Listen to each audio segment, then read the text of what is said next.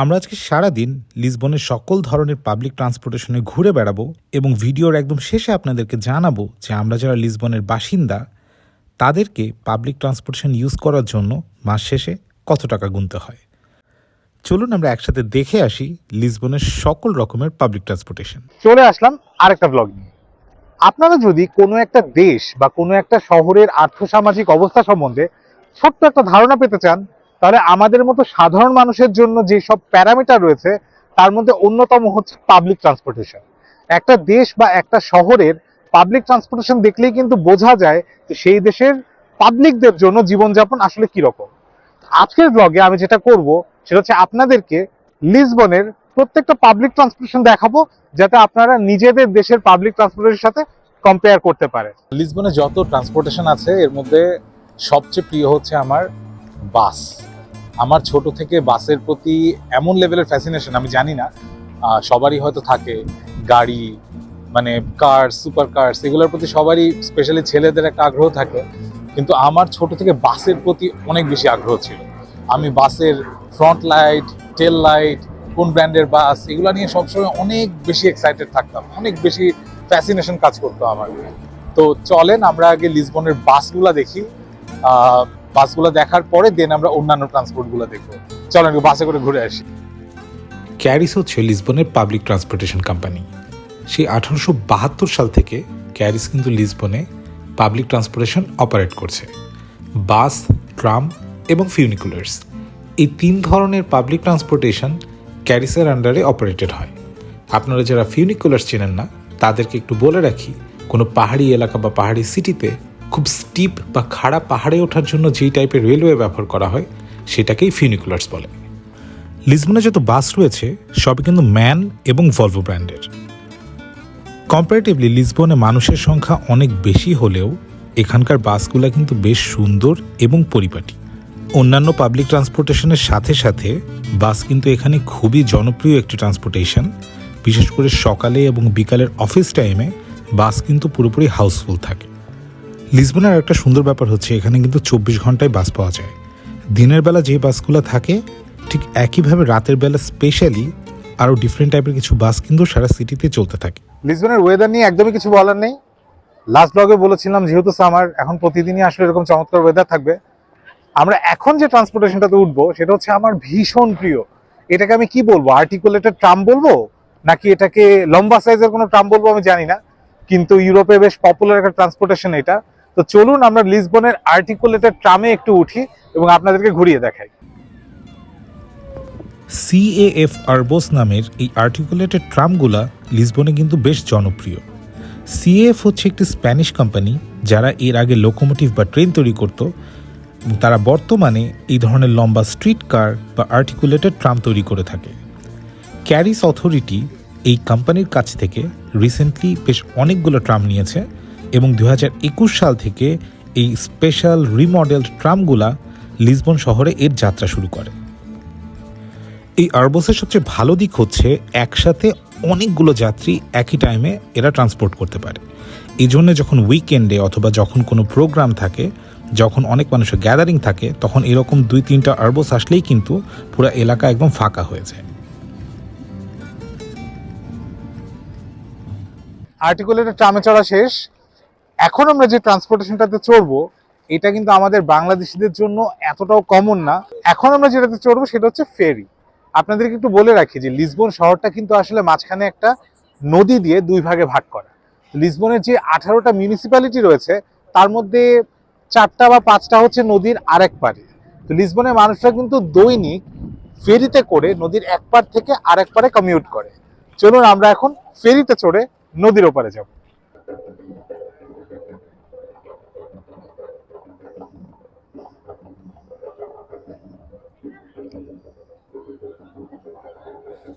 আমি এখন ফেরি টার্মিনালে ঢুকছি। এটা হচ্ছে ফেরি টার্মিনাল। এখান থেকে basically you can buy the tickets for the ferry. Then এখান থেকে টার্মিনালের ভেতরে ফেরিতে ওঠার জেটির মতো আছে, ওখান থেকে ফেরিতে উঠে আমরা নদীর ওপারে যাব। লিসবন শহরটি কিন্তু একদম সমুদ্রের উপরে, আর এই সমুদ্রের উপরে হওয়াতে লিসবন শহরের ভেতরে সমুদ্রের পানি খাড়ির মতো করে ঢুকে একটি নদী সৃষ্টি করেছে। আর এই টাগুস নদীর তীরেই কিন্তু লিসবনের বাস। এই টাগুস নদী লিসবন শহরটাকে দুটো আলাদা ভাগে ভাগ করেছে। লিসবনের অধিকাংশ এলাকা এই টাগুস নদীর পূর্ব দিকে হলেও এর পশ্চিম প্রান্তেও কিন্তু লিসবনের বেশ কয়েকটি এলাকা রয়েছে, যেমন মন্টিও, মইতা, বারেইরো। এই এলাকাগুলা কিন্তু নদীর পশ্চিম দিকে। লিসবনের নদীর এপার থেকে ওপারে যাওয়ার জন্য বেস্ট ট্রান্সপোর্টেশন কিন্তু এই ফেরি। তবে আপনার যদি পার্সোনাল গাড়ি থেকে থাকে তাহলে আপনারা কিন্তু ব্রিজ ক্রস করেও নদীর ওপারে যেতে পারবেন।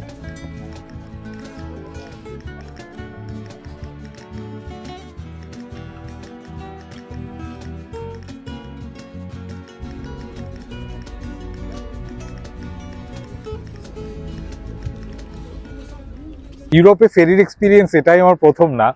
আমি যখন সুইডেনে থাকতাম তখনও যখন হেলসিংবর্গ থেকে হেলসিঙ্গরে যেতাম তখন আসলে we use to take the ফেরিজ।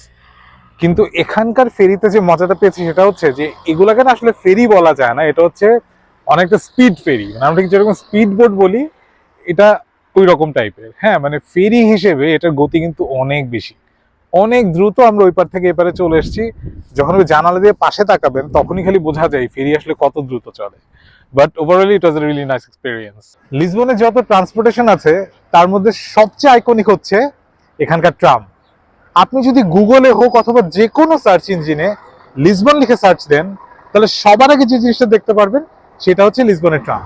চলুন আমরা এখন লিসবনের ট্রামে উঠবো, ট্রামের ভেতরটা দেখাবো এবং ট্রামে করে একটু করে লিসবন শহরটা ঘুরবো।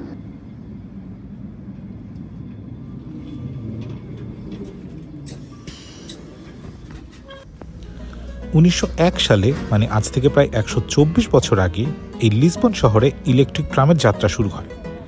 এক বছরের মধ্যেই পুরোনো আমলের আমেরিকানো রাউটস বা ট্রেডিশনাল ট্রাম উঠে এই ইলেকট্রিক ট্রাম কিন্তু যাত্রা শুরু করে।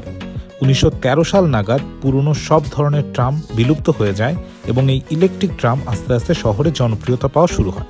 1959 সাল নাগাদ পুরো লিসবন সিটিতে এই ইলেকট্রিক ট্রাম ছড়িয়ে পড়ে এবং তখন থেকে শুরু করে এখন পর্যন্ত এই ইলেকট্রিক ট্রাম কিন্তু মাথা উঁচু করে লিসবনের মাটিতে দাপিয়ে বেড়াচ্ছে। এই ট্রাম কিন্তু লিসবনের হিস্ট্রি, লিসবনের আইডেন্টিটি ক্যারি করে। এই ট্রাম এতটাই আইকনিক, এতটাই পপুলার, আপনারা লিসবন বেড়াতে আসলে অবশ্যই ট্রামে চড়ে ঘুরতে ভুলবেন না।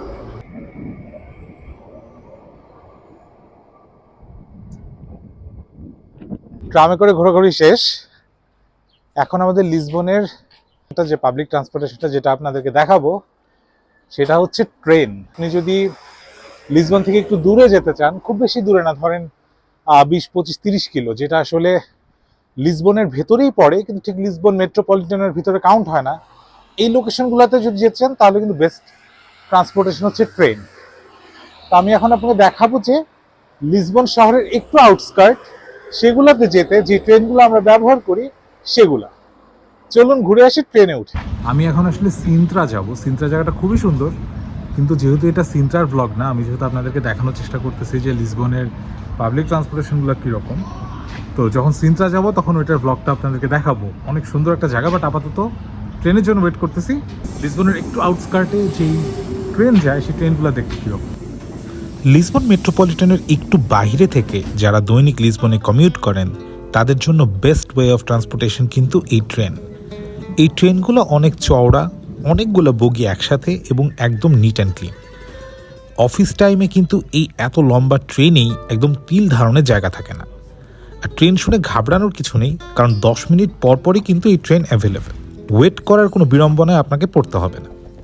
খুব হঠাৎ করে একটু ঠান্ডা পড়ে গিয়েছে, তো ভাবলাম হুডিটা পরে নিই। যাই হোক, এখন আমরা যে ট্রান্সপোর্টেশনটাতে চড়বো এটা এমন একটা ট্রান্সপোর্টেশন যেটাতে আমরা বাংলাদেশ, মানে আমাদের ঢাকা সিটি কিন্তু হঠাৎ করে অনেক এগিয়ে গিয়েছে। সেটা কি? সেটা হচ্ছে মেট্রো।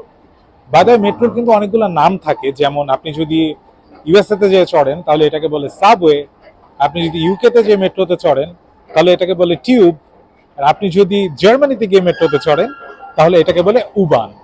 বাদায় আমি যে এখন যে তিনটার কথা মেনশন করলাম এগুলো সবগুলাই কিন্তু মাটির নিচ দিয়ে চলে, কিন্তু আমাদের ঢাকায় যেটা হয়েছে ওটা কিন্তু মাটির উপর দিয়ে চলে, বাট স্টিল ওটাও কিন্তু মেট্রো, এটাতে কনফিউশনের কিছু নাই।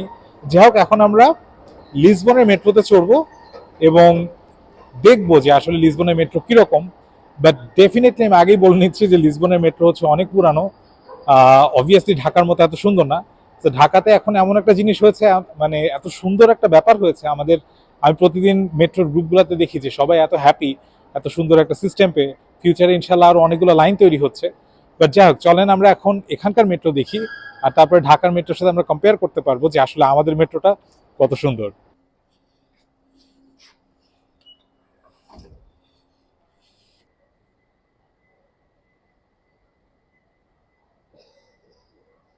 আমাদের ঢাকায় যে নতুন মেট্রো ইন্ট্রোডিউস করা হয়েছে সেটার কস্ট উঠছে না, এমন কিছু নিউজ কিন্তু আমরা ইদানিং আমাদের ফেসবুক ওয়ালে দেখতে থাকি।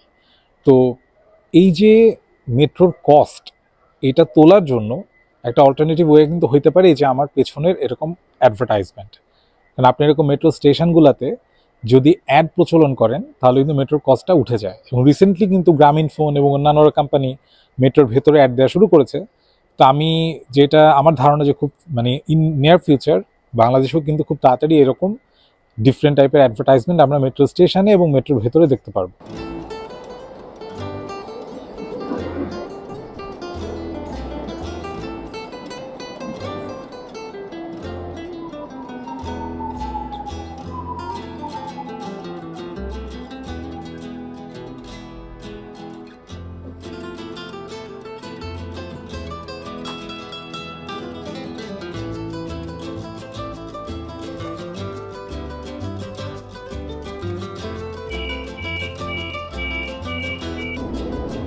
তো আপনাদেরকে যেটা বলছিলাম যে লিসবনের মেট্রোতে চড়ার পরে আপনাদের সবার মাথায় প্রথম যে ধারণাটা আসার কথা সেটা হচ্ছে আমাদের ঢাকার মেট্রো কিন্তু অনেক সুন্দর, তাই না?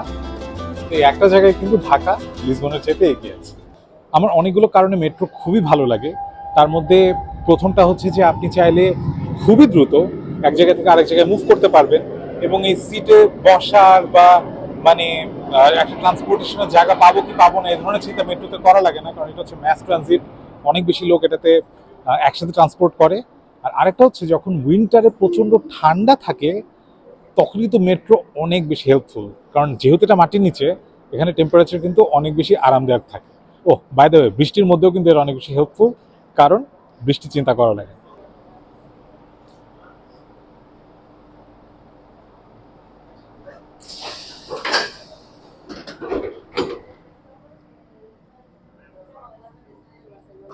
ফাইনালি লিসবনের সবগুলো ট্রান্সপোর্টেশনে ঘোরা শেষ। আশা করি আপনাদের প্রত্যেকটা ট্রান্সপোর্টেশনের এক্সপিরিয়েন্স ভালো লেগেছে এবং আপনারা কিছুটা মানে কিছু নতুন জিনিস হলেও দেখতে পেরেছেন, জানতে পেরেছেন। তো আমি ভিডিওর শুরুতেই বলেছিলাম যে আমি ভিডিও শেষে আপনাদেরকে জানাবো যে আমার এই সবগুলো ট্রান্সপোর্টেশনে ঘুরতে আমার আসলে কতটুকু খরচ হয়েছে, কত টাকা খরচ হয়েছে। তো মজার কথা হচ্ছে যে এই যে সারাদিন যে এত কিছুতে ঘুরলাম, এতগুলো ট্রান্সপোর্টেশনে ঘুরলাম, এমনকি লিসবন থেকে বেশ দূরে ট্রেনে চেপে অনেক দূরেও কিন্তু গিয়েছিলাম। তো এগুলোর জন্য কিন্তু আমি আজকে কোনো টাকা পে করিনি। এটার কারণ হচ্ছে আমি প্রতি মাসে একটা ট্রান্সপোর্ট কার্ড আছে, একটা ইউনিফাইড ট্রান্সপোর্ট কার্ড আছে, যে কার্ডটা দিয়ে বেসিক্যালি আপনি প্রত্যেকটা ট্রান্সপোর্টেশনে আনলিমিটেড বার চড়তে পারবেন 24 ঘন্টা। সেই কার্ডটা হচ্ছে এটাকে বলা হচ্ছে নাভিগান্তে কার্ড। আর এই কার্ডটা থাকলে আপনি কিন্তু বছরের 365 দিন যে কোনো টাইমে যে কোনো সময়ে যে ট্রান্সপোর্টেশনগুলো আপনাদেরকে দেখিয়েছি যে কোনো ট্রান্সপোর্টেশনে লিসবনের যে কোনো জায়গায় আপনি যাতায়াত করতে পারবেন। এই কার্ডের খরচ হচ্ছে 40 ইউরো, যা বাংলাদেশি টাকায় অ্যারাউন্ড 4,500 টাকার মতো। আর এই শুধু এই 4,500 টাকা দিয়ে আমি কিন্তু সারা মাস আমার ট্রান্সপোর্টেশন কস্ট কিন্তু হয়ে যায়। লিসবন থেকে আবারও বিদায় নিচ্ছি। আশা করি আজকের এই ভিডিওটা আপনাদের সবার ভালো লেগেছে, আপনারা নতুন কিছু জানতে পেরেছেন, দেখতে পেরেছেন। খুব তাড়াতাড়ি মেবি নেক্সট উইকে চেষ্টা করব নতুন কোনো কিছু নিয়ে আপনাদের সামনে আবার হাজির হতে।